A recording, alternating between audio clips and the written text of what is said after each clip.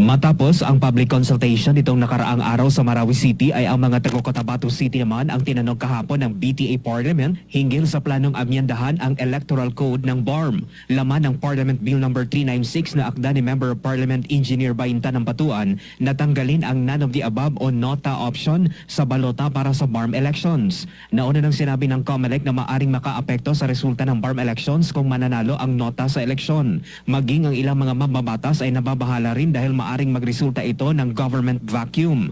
Bukod sa nota, nais ding amyandahan ng BTA ang kwalifikasyon o bilang ng mga miyembro ng isang political party. Sa ngayon kasi, kailangan na ang isang registered political party ay dapat may 10,000 na mga miyembro. Sa panukalang iniharap sa BTA Parliament, nais itong babaan sa 5,000 members lang para bigyang pagkakataon ang iba pang mga partido na makakalahok sa BARM elections. Mark Anthony Taico, NTBC Bida Balita.